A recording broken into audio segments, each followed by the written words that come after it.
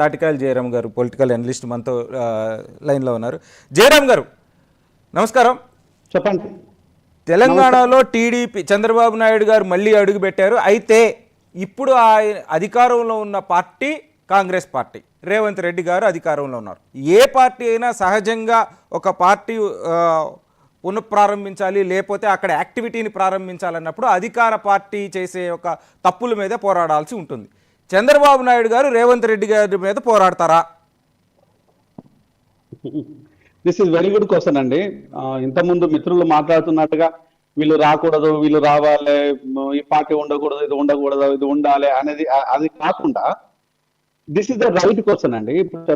రేవంత్ రెడ్డి చేసే ఏదైనా తప్పులు కనబడితే, రేవంత్ రెడ్డి చేస్తున్న తప్పులు కనబడితే, నోట్ దిస్ పాయింట్, లేదు ప్రజలకు జరిగే అన్యాయాన్ని చంద్రబాబు నాయుడు గారు ప్రశ్నిస్తారా అనేది ప్రధానమైన అంశం.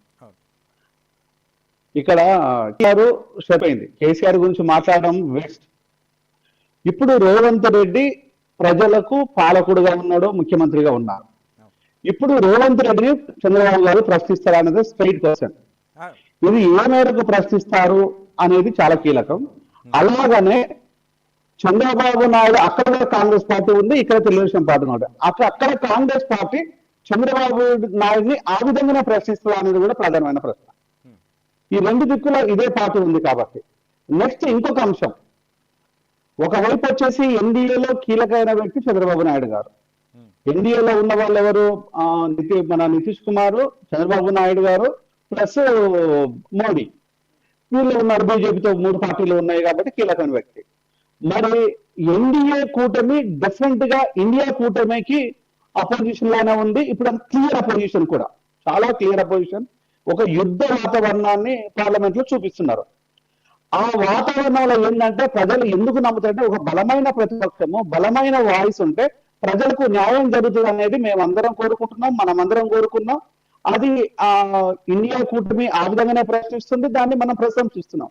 ఈ విధమైన ప్రశ్నలే చంద్రబాబు నాయుడు మరి కాంగ్రెస్ మీద కురిపిస్తారా అనేది $1 మిలియన్ ప్రశ్న. ఇది ఒకటి కాదు, 2 కాదు, $1 మిలియన్ ప్రశ్న. నెక్స్ట్ ఇంకొక అంశం ఏంటంటే, కొన్ని విషయాలు నేను మిత్రుల దృష్టి తీసుకురావాలనుకుంటున్నాను. ఫర్ ఎగ్జాంపుల్, ఈ రోజు హాస్పిటల్స్ చూస్తుంటే అగమ్య గోచరంగా మారినాయి. ఇప్పుడు వైరల్ ఫీవర్స్ చాలా సివియర్ గా ఉన్నాయి.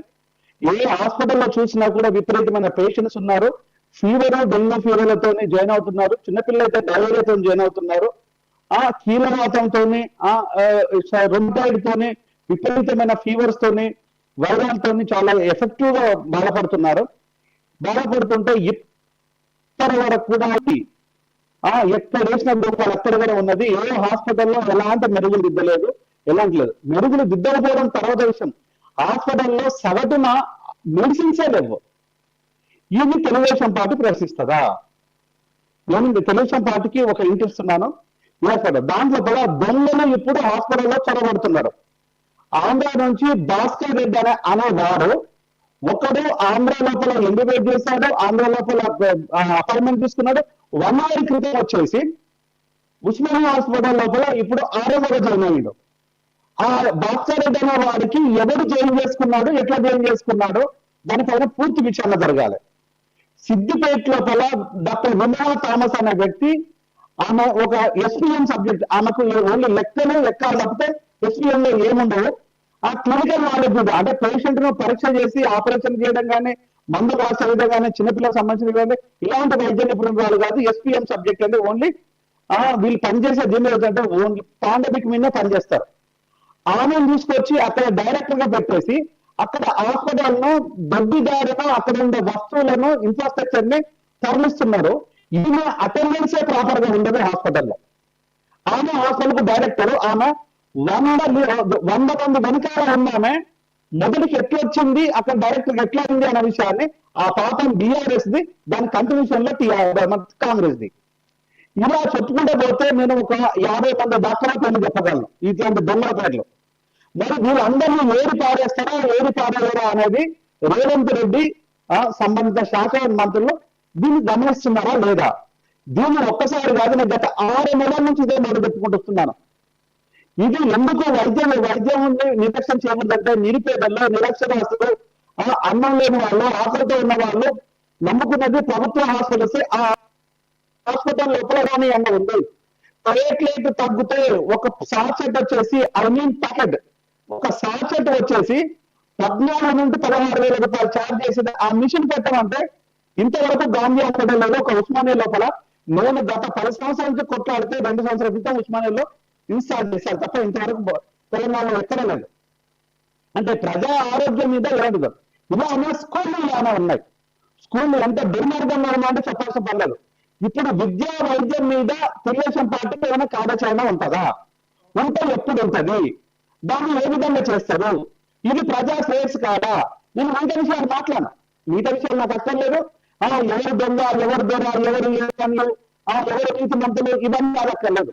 ఇప్పుడు ఎవరైతే ప్రజా పాలనలో ఉన్నారో, ఎవరైతే ఇప్పుడు ప్రతిపక్ష నేత కూడా రావక్కరైనా ఓన్లీ ఇతను ఒక పార్టీ సంబంధించిన వ్యక్తి మాత్రమే చంద్రబాబు గారు. ఈ తెలంగాణకు సంబంధించిన వ్యక్తి, ఆయన ఉండొచ్చు, పని చేసుకోవచ్చు, హ్యాపీగా పనిచేయచ్చు. ఆయన పనిచేస్తున్న క్రమం లోపల దాంట్ లోపల చాలా మంది బెనిఫిట్ అవుతుండొచ్చు, చాలా మంది జాయిన్ అవుతుండొచ్చు. దాని ఓకే, నాకు సంబంధం లేదు.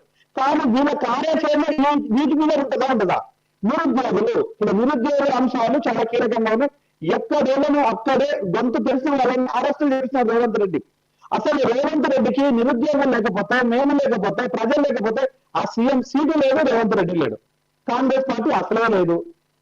ఇవన్నీ ఉన్న తర్వాత, ఇన్ని లోటుపాట్ల తర్వాత జయరామ్ గారు, నేను మళ్ళీ వస్తాను మీ దగ్గర. లత గారు, ఇక్కడ చాలా $1 మిలియన్ ప్రశ్న అని అనలిస్ట్ గారు అంటే ఏం లేదు. ఎన్డీఏ ఇండియా ఒక పక్క దేశం